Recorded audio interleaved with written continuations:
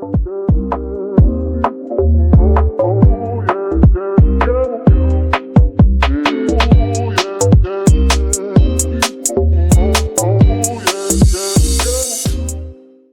computer. Got it. All right. All right.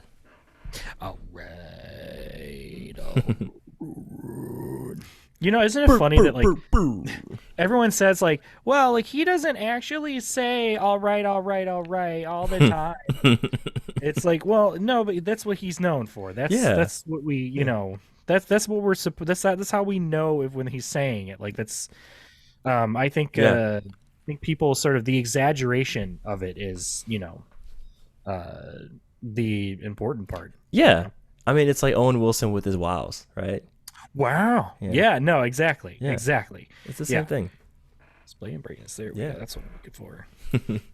So, welcome to F1 F Off, your audio pit stop for F1 news and interviews and race reviews. And I'm your host, Idris. And I'm Gabe. What up? So, what up? Our peoples out there, how y'all doing? We are recording this the day after the Mexican Grand Prix, or Grand Premio, right? If we're sticking with the Espanol. I will say, you know, I really am a big fan of, you know, I don't know, is it Liberty Media or whoever it is that's making the decision about having like a mariachi style theme song opening. Oh yeah, we've talked about it previously. It's amazing. I wish they would do it at more tracks, right? Like, could you imagine like one for Suzuka? Like, would it be like Gundam Wing inspired, right? Would it be Initial D inspired? I don't know. I don't know. Well, I guess it would be like, yeah, you know. Well, I'm curious. I guess we should. You know what we should do? We should look into the origin of that, because I'm curious to know who made that decision and also like who recorded it. Like, what was the group? And everybody loved it so much. It's amazing. When they did it last year, they just kept going with it. Yeah. I guess. Yeah. I mean, well, ultimately though, it wouldn't. I guess it wouldn't make the normal song redundant because they still use it in the intro, right? Yeah, they still use the intro. It would just be like the post race or maybe the slight pre-race sort of thing. Yeah. Just adds like a little bit of, you know, some. It reminds me. I need to find it. Yeah. But when I was watching back through old races, I think it was 1990, maybe it was like 89. Sure. The Japanese Grand Prix had an intro like song for the introduction, and it was so good. Yeah, it had like crazy guitar solos going on in it and stuff. It sounded amazing. It sounded like Joe Satriani was like playing the intro for the thing. I need to find it because I want them to just reuse that because it was so good. I'll have to find it and I'll see if I can I'll post if I find it, I'll post like a clip of it. Yeah, if I can. But yeah, no, it was really, really awesome, and I definitely think there's some potential for some different stuff. If we're talking Suzuka, I would say probably some traditional stringed instrument sort of bits. I think could be really interesting. Who would have the funniest intro? Germany. You think so? I think so, with the tubas and the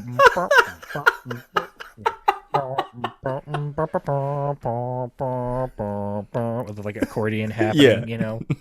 That would be pretty funny. I mean, American, they can just do like if they do like a Texas one, you know. Yeah.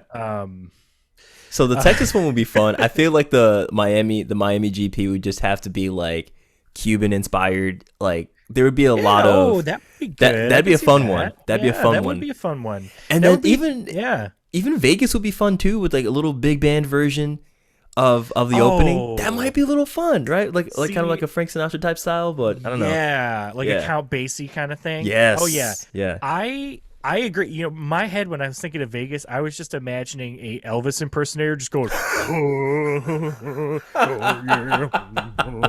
You know what I mean? We're gonna race, yeah. I don't know why. Just give the win to Max. He won it.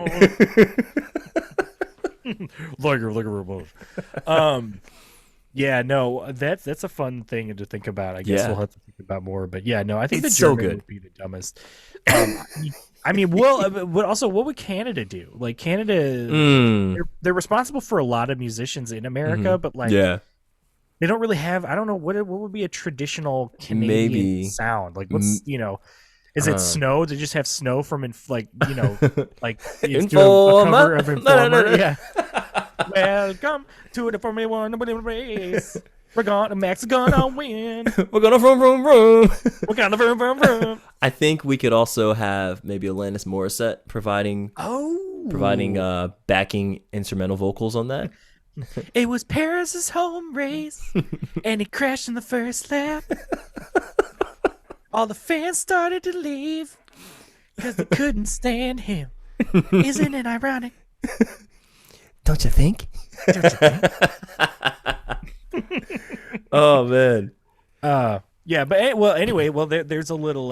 Yeah, that's what we're here to talk about. Yeah, we're here to talk about. So, yeah, let's talk about the track briefly here. So Idris, I'm gonna have you did it better than I'm just gonna butcher it. So I'm gonna have you say the name of the event. All right. So I think it should be the Formula One Gran Premio de la Ciudad de Mexico 2023. I might be wrong. Good. I might be wrong on that. So any native Spanish speakers, let me know where I fumbled. Yeah, we need to brush up on our Spanish for sure. I think we should. Yeah, we should get Muzzy to help us with that. Yes, as we said, Muzzy, please sponsor the pod. The track is the Autodromo Hermanos Rodriguez, which I think loosely translates, or roughly, at least in my head, translates to the Rodriguez brothers track, or Autodromo is like Autodrome or like auto, racing track. Yeah. And then Hermanos, his brother, and then Rodriguez is reference to the Rodriguez brothers, which are like the most famous racing trio or duo in Mexican history, at least maybe until Perez, I guess. Yeah. It's in Mexico City, in Mexico. The first race was 1963, and the track is still pretty much the same, except there was a really intense turn that they've kind of cut through into the chicane, which is like they go through the baseball stadium. That's like the only place where they made a cut. Everything else is pretty much the same since then. Yeah. They race at midday, and the driver with the most wins is actually Max Verstappen. He has 5 now. Anytime the fun facts about the track come up, I'm always like, okay, so I think every race weekend, right, whenever they're actually showing the race, they always show who has the previous poles, who has the previous wins going back, like, I think 5 or 6 seasons, right? And the number of times you see Max, like, Verstappen win, right? And I don't think he's gotten pole every single year for the last 5 or 6 years, but he always manages to get the win. Like, this is, he just loves it here in Mexico, so... Yeah, kudos to him. Yeah, good for him. The other big thing to note about this track that was, something that I think the engineers always have to. Well, I mean, obviously they have to factor in, because it's a big thing, and that is that the track sits 2 kilometers above sea level, so the air is very, very, very thin. Although I was hearing on the pre-race show that because of the turbocharger, it doesn't affect the engines as much as the naturally aspirated ones, because the compressed air from the turbocharger, it like turbocharges what it can get into the engine, so it kind of helps compensate for that. Yeah. But I think that the drivers still, their own breathing in the track and just general aerodynamic effects, obviously, right? Because the wind is thinner, so that's going to have effect on the cars following as well. Very, very, very interesting sort of geographical component to this track being as high up as it is, and that means like the heat is just like wreaks havoc up there. Just that air density makes a big difference with these kind of cars, where you rely on aerodynamics to provide cooling and to provide like just performance to your car. Right. This track also still has, I think the record is Valtteri Bottas still has it for like 117. Oh yeah, and that's because he still has, like, I think this is the track where they recorded the fastest ever recorded speed in F1, which I think was like 230 some miles an hour, and it was set by Valtteri in a Williams, which is wild. Yeah. But yeah, that's not something that's bound to Go away anytime soon. Go away anytime soon. No. I don't really know if they're going to get. I mean, who knows? This is, I think, with the thing with those regulations, right? Every time they come up with the new cars, so the new regs, like the first generation of them are kind of slow, but then as they develop, they just get faster and faster and faster until they have to readjust and then slow them down again. Yeah. You know what I mean? And mind you, I mean, with the upcoming regulation changes, the cars will be getting a little smaller, right? Yes, a little bit. And it's not like they're adding more raw power to the engine, like in the form of cylinders, you know, because that's not the direction the sport's going right now. So no, but they're adding electrical power, aren't they? yes, yeah, I think the MGUH, right, or the MGUK, the hybrid system is just getting which I think is going to affect. I think that is going to affect more of acceleration and cornering speed than it is top speed, right? Right. Yeah. Because that's kind of the grunt of the electrical power is that low end torque, you know, to get it going and keep it going. So that'll be cool. Well, Idris, you want to run through qualifying really quick? Yeah. Just to kind of give us a breakdown of what went down and the kind of big talking points, honestly. First, a couple of big ones. Yeah, so just to start off real quick, too, I think what's really fun about this weekend is that we had a normal race weekend where you can sit down and watch the qualifying and you're excited for it. You know what I mean, though? I remember qualifying this time. Exactly. That's what I'm saying. Like, I can remember, like, distinct details. Like, oh, that was really interesting. Yeah. So, first off, right off jump, great results for Alfa Romeo, Ferrari, and Danny Ric. Danny Ric coming out of like retirement from, you know, I feel like this is like his true return. Yeah, his recovery. But I feel like this is like his real return. You know what I mean? Yes. Because like he was there, but like he wasn't really able to do much. But, you know, maybe having some more time off to, you know, work on his wrist and have him heal up helped him just in the mental game. Because this guy, he qualified. What was his qualifying for? He qualified P4. P4. Danny Ric. When was the last time you heard that? You know? Oh, I know. Yeah. Well, and still, like he said, it wasn't a fluke. Like people were thinking it was a fluke. It was not a fluke. That was unmerited. Throughout the entire qualifying session, in each session, he was up top. Like he was up there. Yeah. So like this was genuine pace from him. Yeah. And also he outqualified Perez at his own like home race too, which. We're going to talk about that as it's a continuing discussion that you and I are having about Sergio. I really wish Red Bull would just put us out of our misery at this point. Yeah. Great job for Danny Ricciardo. I guess I was watching a breakdown of kind of what happened and like how he came about this. Yeah. And a lot of it had to do with how he was able to adapt to the car. Like the car basically was allowed him to drive in the driving style that he's comfortable with. Yes. Like he used to drive with the Red Bull that McLaren just couldn't do. And so he had to spend all this time adapting to the McLaren, which kind of messed up his driving style, which is why Christian Horner had that comment where they said like they didn't recognize Danny Ricciardo when he came back to Red Bull. So I think that now he's been able to kind of reacquaint himself with like his driving style that he's comfortable with. And the car, they were able to kind of force oversteer into the car, which is where he drives more comfortably because his style is different than everybody else's.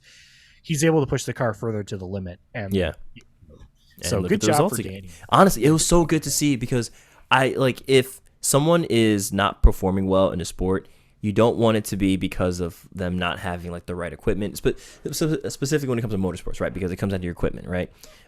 Because you can remember all the conversation about people saying that, oh, Danny Ric is washed, Danny Ric is done. I mean, actually, I don't know how many people are saying Danny Ric is washed, but you know that sentiment is out there, right? And it's like, look, it's not necessarily like that he just like woke up one day and forgot how to drive. You know, he doesn't have like racer amnesia. You know, it was just like he wasn't in the right environment for him. You know, exactly from everything that Lando Norris has said in interviews, and from what Danny Ric has said in interviews, and Carlos Sainz as well back when he was in McLaren, the McLaren was really weird as far as its operating window is, right? Like it wasn't well optimized for a wide range of different scenarios, kind of like what you see with the Red Bull car, right? Like it is so optimized over a wide range of scenarios that it might face, right? Whereas some other cars, some other teams may have a car that just exceeds, you know, so well in one area, but fails everywhere else, right? Then that's not really a good car, you know? So it's good to see him back in an environment where he's happy. See him in a car that kind of suits his driving style. I was really, really stoked to see him back like that high up in the qualifying position. So Yeah. kudos to him and Yeah, AlphaTauri just in general. I think they really needed this kind of boost. Yeah, well, it felt like something from the past. Like it felt like a visiting Yeah, old friend. You know what I yeah, mean? It's kind of like absolutely. when like Alonso on the podium. Like every time I see Yeah. that, I just feel like yes, this is kind of like it's something old. You know, that Mm-hmm. sort of returned, and Mm-hmm. it's a nice change of pace. It was great. Yeah. Um, so Ferrari, moving on, they have sort of continued. They kind of proved once again that they can put together some monster qualifying laps, Mm-hmm. and then just hit the rake and just get smacked in the face with the handle the minute they step onto the racetrack for the race. I mean, it's and this is crazy because like Charles still finished. He Mm-hmm. finished in on the podium, like he was second, right? Or no, he was third. Um, Yeah. and so that's a good result.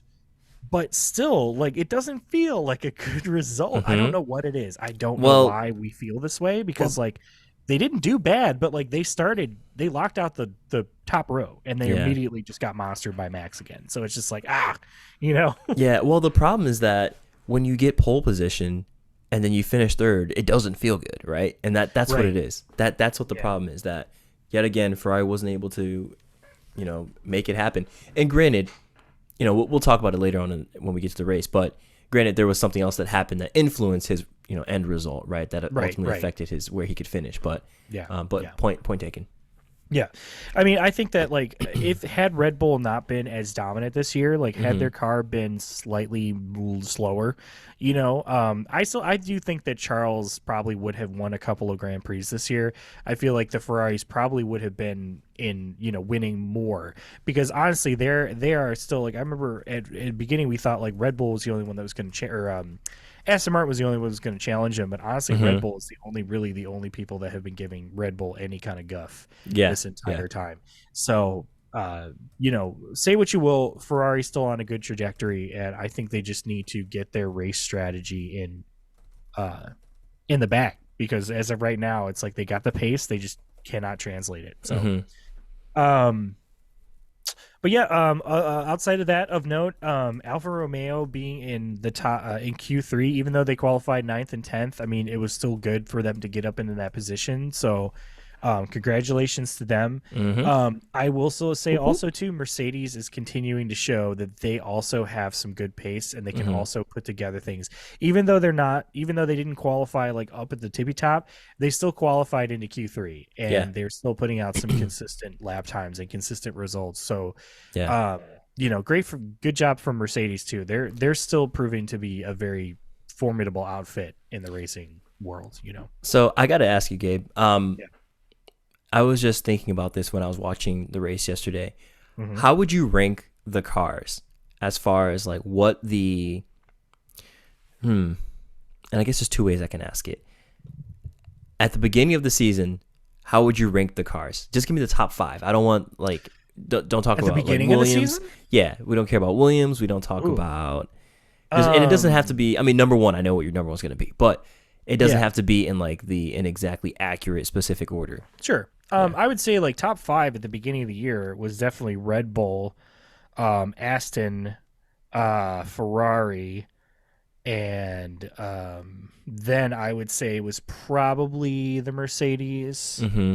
and then maybe Alpine, sort of just like filling up the end. Sure. At least just from what my memory is. I don't. Okay. I know like qualify like Haas did okay, but like I don't remember them being like crazy. And obviously the McLaren were doing terribly, and Yeah. Williams were they were kind of there, but Okay. like not really. They weren't really doing all that much. Okay. But So yeah. now with that in your mind, how would you rank the cars as of this point in the season? Well, now it's definitely Red Bull is still on the top. I would say it is a close. I think it's honestly at this point close for second between the Ferrari and the McLaren, because like the McLaren has been getting some good results, but Ferrari has been the only team that has like won a race this year that wasn't Max or a Red Bull. Okay, so I would say those are probably the close for second. Yeah. I think I'll maybe just give Ferrari second because they have that win and give McLaren the third. And then I would say Mercedes is definitely a solid 4, I think. then the fifth position would Aston? I can't. It's I think I think I'm gonna say Aston's still a fifth. They had a fluke this race, but they're still like Fernando Alonso's last podium was not that far away, and he still is pretty good at getting himself at least into Q3. It's just Stroll's the only one that can't really do much with the car. But yeah, what's the breakdown? So I'm inclined to agree with you about this ranking. Okay. The way I had it written down was Red Bull, Ferrari, or McLaren, Mercedes, then Aston, right? So 1, 2, 3, 4, 5 there, right? The reason I bring this up is just because if you look at the Constructors' Championship, and this is your Mercedes comment made me think about this. It is hilarious that Mercedes is P2 in the Constructors' Championship. It is wild. Doesn't that, it says so much about them as an organization and what their drivers can do, right? Exactly. The fact that you have what is honestly probably not a very good car, right? I mean, way better than last year's Mercedes, right? Right. But the way they're able to eke performance out of it and get points when Red Bull's fumbling the bag, Right. Checo's about to lose second place in the Drivers' Championship, right? That's nuts to Mercedes, which is arguably the fourth best car on the grid, right? Yeah. It's just when you think about it in that context, it's kind of astounding. So let me ask you this. Okay. Yeah. Let me ask you this. Okay.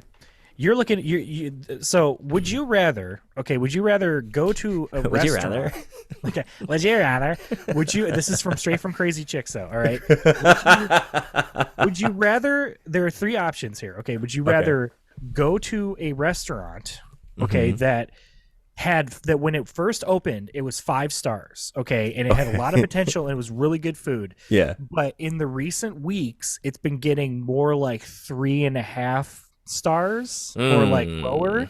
Because it's maybe they've kind of settled into a place. Maybe they're making some mistakes, whatever. Maybe a rat died in a pot of soup, whatever. Yeah. Option 2 is a restaurant that started out in it started out with a 2-star restaurant. It had a bunch of health code violations. It was terrible. But the most recent reviews are more like a 4.5, where people have had good experiences and the food was halfway decent and they were enjoying it. Okay. Or your third option is that one restaurant that's at the corner of your street that is a consistent 3.5 to 4-star every time. It's always consistently mediocre in the middle of the road. You know what I mean? It's like what you're getting. Okay, It's not trying to surprise you. It's not trying to thrill you. It just it doesn't suddenly throw out some filet mignon. It's no, we got eggs Benedict and pancakes in the morning. You get a solid burger and greasy food diner after the bar at night. Yeah, and no shenanigans. But it's not it's a dirty spoon diner. Which one of those things? Because what I'm essentially saying is that is McLaren, Mercedes, and Aston Martin. Aston Martin is the restaurant that started out at 5 stars, and then just suddenly it's just they had one rat in a soup, and everyone's just no, but they still get the one food critic guy from the YouTuber who's just this is my favorite place because they pay him to do it. McLaren is that mom and pop shop that when they started the original owners were they just couldn't do they didn't do a good job. They were not good at what they made. But then the new guy shows up and all of a sudden they have a Chef Michael Simon who's just I can turn this place around, right? Right. Well, they got better social media. Yeah. They have a simplified menu. It's more consistent. And then so the ratings start to go up. Yeah. Or Mercedes, which is just that reliable. They're always there. Consistently, they're always there. They're always putting out. Yeah. That's exactly what they did. Yeah. Mercedes from the get-go, they were not up the tippy top, but they were not at the bottom of the bottom. Yeah. They were right there in the high mid area. Yeah. And that is why they're second, and Aston Martin has dipped down to 5th. Yeah. No, 100%. Yeah. A really, by the way, with your mediocre comment, a friend of mine likes to say aggressively average, and I think that is very this accurately depicts the that scenario. But I'm with you 100%. I agree. I'd rather have that 3.5 star experience every single time. I know there's no rats in the soup. We're good. Right. Yeah, you're not expecting the more, but that's why it's still stays around, and that's why it still has people coming back to it, because maybe the staff by name, and they know what your food is, and I like it. The coffee's always got a little bit of dishwater in it, but it's fine. Like, you know what I mean? But also the point of this is that had McLaren not had such an abysmal start, right, they would have probably been closer to like second or third, place in the constructors pretty comfortably. Yeah. But I think that is, where Mercedes' strength is that Mercedes is like, if they start to falter and fail, they are really good at course correcting and doing what they can to try and fix it. And I also really enjoyed, there's two things that happen involving Mercedes this year that I was really, really happy with. One was they told Lewis, they said, you did so good. Now we just need to give you a car to put you in winning position again, which is like for like Mercedes saying, we're self-aware. We know this car is not great, but we still are so proud of what you're capable of doing, and we're going to work with you to get it done. And then also, I loved hearing Lewis Hamilton compliment Jenson Button's racing at the post-race interview. Did you see that? Yeah. He's just like, I was doing some fancy stuff out there trying to drive like you. And I'm just like, aw, like, it's like, that's so sweet. And you and me. Yeah, exactly. Because how can you not love Jenson Button, honestly? So, man, he's the best. No. Sorry, go ahead. Anything else you want to add to that? No. I mean, that's. I think we're honestly breaching into our vibes and qualify race. But let's talk about the race specifically. Yeah. So, what's the big stuff that happened in the race, Sarah Drees? What's the notable points? Right off jump. What? Wait, what happened? So I fell asleep for the first lap. So listener, take a ride with me. Close your eyes. Imagine you are in Mexico City. You just picked up a nice hot taco from the food stand. You have yourself a nice cold lemonade. It's a little thin with the air up here. It's okay though. Okay. You had an F1 race in Mexico City. It's all nice. It's live. You've been binging pro Checo content on social media for like 6 days straight. Yeah. The hometown hero, Sergio Checo Perez, put some respect on the name. He is starting pretty high up on the grid. Actually, what was his? It was P5. P5. He's starting P5 on the grid, y'all. Formation lap starts. They make their rounds. They come back. Lights out. And away they go. Sergio Perez. He tries to overtake Charles Leclerc. Charles Leclerc says no. And he gets yeeted into the runoff area. Yeeted into the freaking air. Oh my god. What the hell was that, man? Oh my god, that was unbelievable. To be fair, he said in hindsight, he's like, you know what? I was trying he was going for the win. Yeah. And hey, I get it. Respect, but man, that was crushing. Yeah. Like that, bro, in your hometown, right? I know. In your home country race. Oh, that's gutting. I think it's just, I think this is, once again, this is the pressure on Checo. I think he has a lot of pressure. Right? Absolutely. Because, and also, like, poor Charles, he didn't have anything to do with it. Like, right. He was just trying to, man, he was in a Red Bull sandwich, and the bottom portion of the bun just like tried to chomp into him, and he just got there wasn't anywhere he had to go. And honestly, I think Paris, I think he maybe just was the adrenaline was pumping, and he thought that he was far enough ahead of Charles to be able to make that move work, but he just was not. Yeah. And Charles was just a passenger at that point.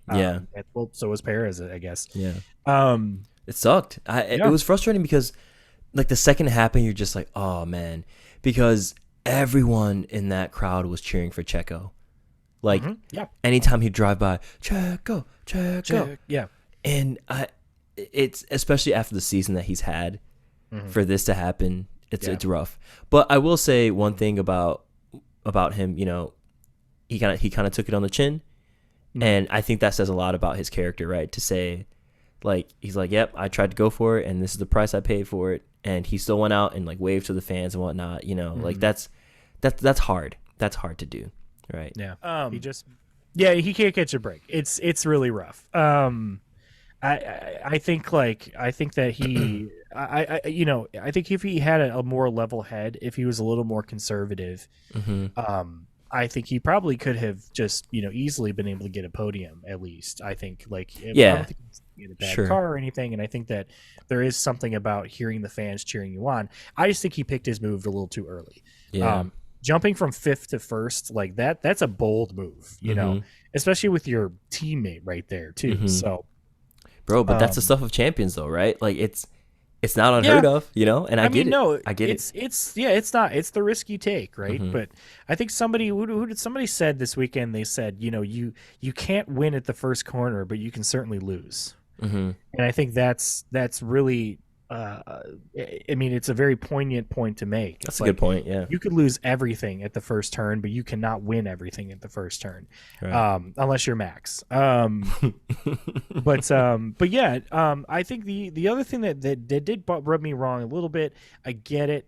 After Perez crashed, a lot of people just left because DNF. By the way, like if you didn't watch it, his car was done. Yeah, it was done. It was a whole big hole in the side. Yeah. When they pulled it into a pit, they were shaking the car, and you could just see the floor wobbling around. It's like, that was wobble, baby, wobble, baby, wobble, baby, wobble, baby. Yeah. But so a lot of people were leaving, which okay, it's your prerogative to leave. I get it. It's pretty wild to me that people would spend that much on a ticket and then just immediately leave like the beginning of the race, I'm gonna yeet myself out of here just like they yeeted his car. Yeah. But I think it was a little unfair for them to boo Charles Leclerc. Yeah. You know what I mean? When they were doing the podium, because he even said, he was like, hey guys, sorry, there was nothing I could do. It's like, if it was like an intentional hit, that's one thing. But I think Sergio just got really overzealous, and he wasn't blaming Charles for that. Yeah. It was a racing incident. It was just, he made a move and it didn't work. So, but you can't control the fans. You can't do what they're going to say. They're going to blow their red, smoke, or their orange smoke, and they're going to do their crazy stuff. But I think no matter what, we should always at least understand the circumstances behind things that happen, and unless it's a joke to boo somebody, or somebody's last name sounds like Boo, I don't think there's any reason to genuinely poo-poo somebody on the podium for something they didn't do. So absolutely. But yeah, that's all I'm gonna say about that. Yeah. Shout out to Danny Ric for keeping pretty good pace. He, like we said earlier, he still got it. He still got it, man. Yeah. He still got it, man. I did it. Yeah. Even racing in AlphaTauri. And he finished 7th. 6th, I think. He finished, I believe he finished 7th. Yeah, so that's a good points haul. And honestly, it was needed because of what happened in Tsunoda, who got spun around. He was really trying to overtake. I forget who it was with. Was it Zhou Guanyu he got tangled with? It was Oscar Piastri, actually. Oscar Piastri. Okay, yeah, that is correct, because they were going back and forth for a few laps. Yeah, so I understand, Tsunoda was trying to get around and get a good finishing position, get good points haul for the team, but maybe he just shot it in a bit too early, or tried a bit too hard, and Oscar just wasn't having it. But it's good to see the AlphaTauri, I think, is in a good upward trajectory as far as how they've been finishing.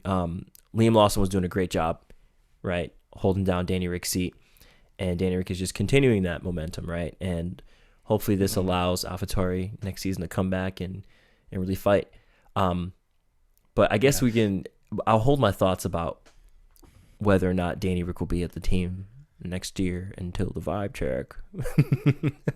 Well, we know he's going to be an AlphaTauri at least. That's because he has signed a contract for that. Yeah, that's true. But this is, I don't know. I feel like anything Red Bull or Red Bull adjacent, just because there's one fact or something that's known out there about it, doesn't necessarily mean that they'll stick to it, right? It's true. Yeah, it's true. Do you think that? Well, we'll get to the vibe checks. Yeah, because I definitely have thoughts about this. Great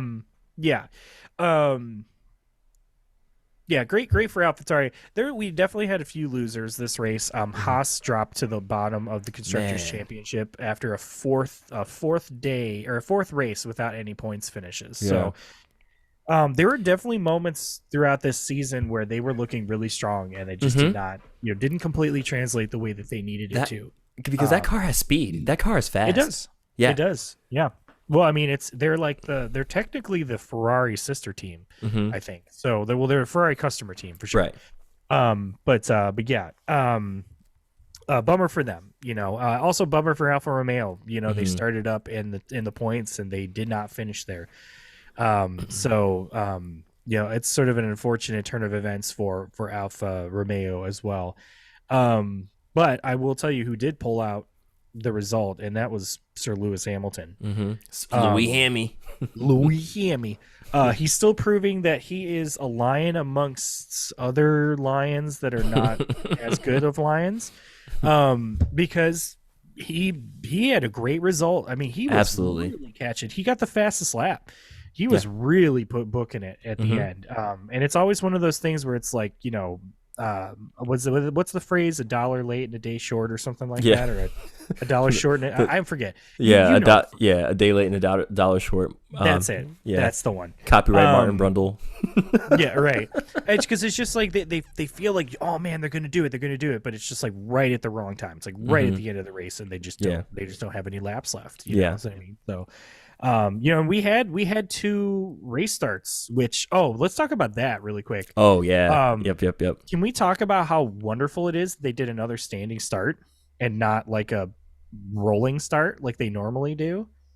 I love that. I just, yes, please. Yeah. Like I think even if they were gonna do, well, they did I think it was because of the red flag, but obviously if you have a safety car, nobody's coming in, so you do a rolling start from that. But I think that if there's a red flag, there should always be a red standing start, unless it's like raining.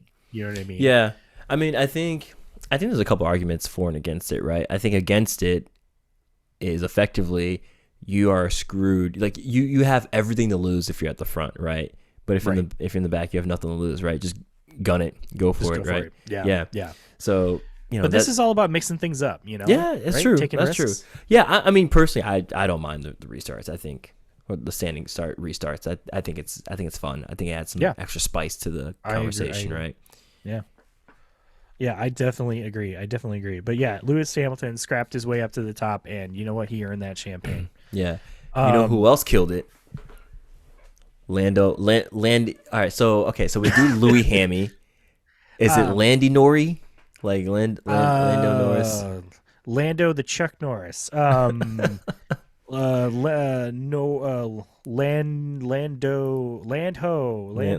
we'll workshop it. Yeah. Lando Norris, the British man of McLaren. Oh hell yeah, killed it. Absolutely killed it. He started P17. Yeah, and he finished 5th. That's where the bad cars start. Yeah. with a restart in between. Yeah. Like he think he was 10th at the restart, and he like fell back 4 places, and then made up all those places up to 5th. Yeah. He had the most places gained in a single Grand Prix for him in his career was this race. He was absolutely flying. It was incredible to watch. Good for him, man. Yeah. Killed it. Absolutely. The more that these seasons and these races are going on, the more that I'm actually really appreciating Lando Norris. Yeah. Oh yeah. Yeah. He keeps it together. He's got the skill, and there's a maturity level there now that he didn't used to have, right? Yeah. I think him and Oscar are just they have a potential to give McLaren a really good season next year, and I really hope they do. I'm really excited. As long as they can make the car look better, because it's still just, come on guys. I mean, it's better. It's better than the beginning of the season, which is sponsor synergy.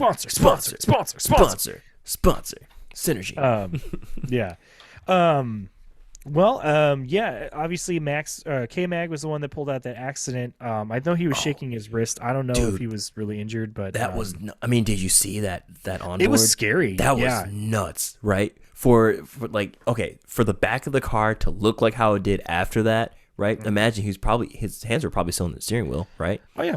So you're gonna have to let go really quickly, or man. Well, the rear, left, it was the left rear that snapped, like the suspension snapped. Was it the left or the right? I thought it was the right. No, because when you were there was watching the slow mo on board, and as he was making the right hand turn, Yeah. you see the left rear tire just like it was like rotated Oh, towards inward. yeah. Like, At that point, and yeah. then he just spun that way and just hit the wall, and so it was at speed, and that's why that was such a dangerous crash or such a big impact. But yeah, it's crazy. You just see him immediately like just like throws the steering wheel, like jumps out of the car because you see smoke, so it's like you're trained to do that. But yeah, poor K-Mag. But one Glad thing he's I will okay. say, I'm glad he's okay. Hopefully he doesn't have any injuries that's affecting him for the last of the season. You know, that would be bad. But yeah, I think just to wrap up the race, Max's 16th win in a row, which breaks his own old record. So you know, 16 win this year. Since this year, but it's like the 16th win in a row.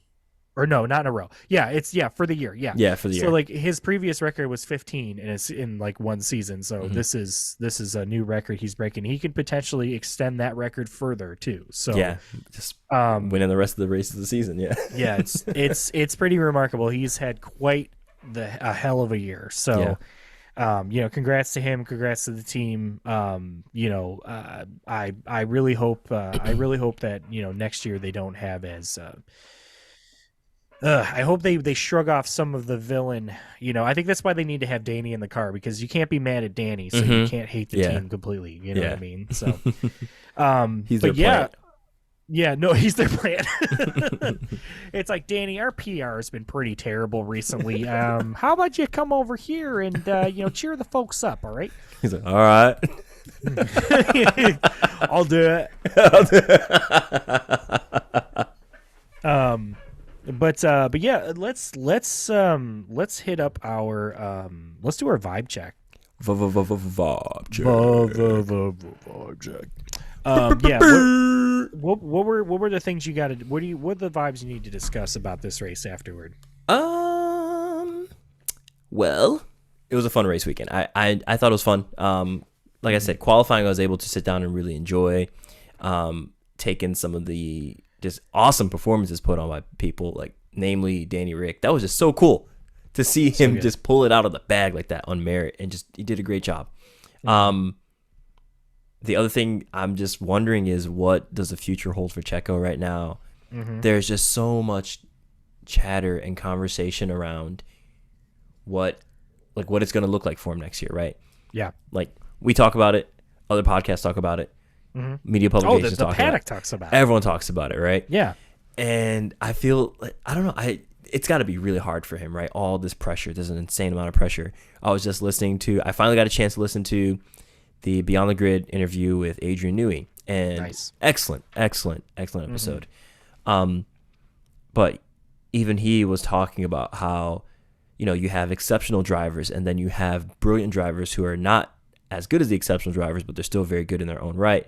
And that those drivers, I guess you can call them secondary drivers, have to understand and internalize within themselves that they cannot beat the primary driver. They can't beat that exceptional talent, that generational talent, right? Right. So what, you know, for him to be saying that, I'm sure he's very well aware of what's going on his own team, right?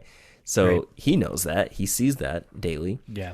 How does that feel for Checo, right? How is he internalizing that? And, you know, I think at the end of the day, what it comes down to is, I hope that he's happy and healthy, both like mentally and physically. And if he gets another shot at doing all this, I hope he gives it his all, and he has the performances to show that he can do it, you know? But yeah, we're not going to know anything until literally the first race of next season. That's what it's going to come down to, unless there's like a surprise, like news drop or something in the off season. Right. So that's kind of all I have to really say about Red Bull. But going back again, I really have to foot stomp this.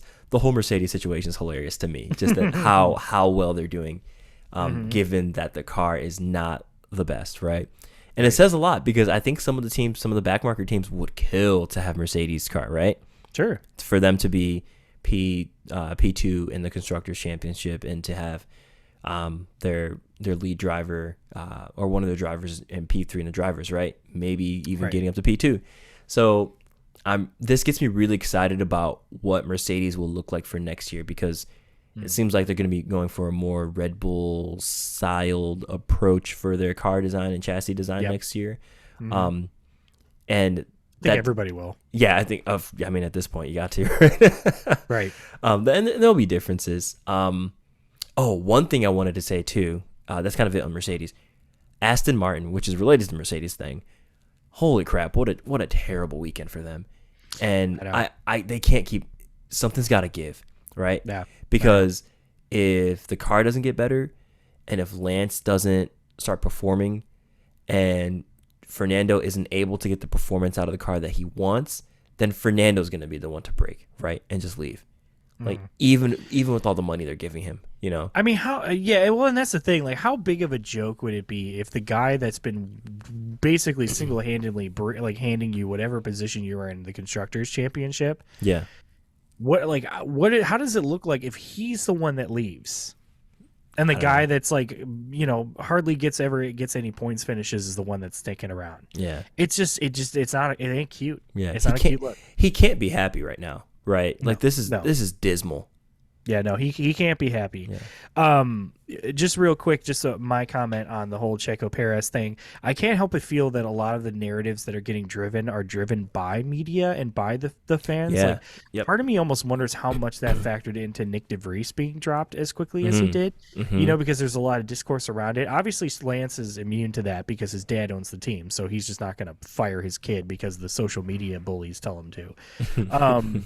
But yeah, no, with Perez, I mean, I think that even if he were to retire, he would still be considered, like, you know, probably the best Mexican driver in F1 that the F1's really had, at least in the modern era.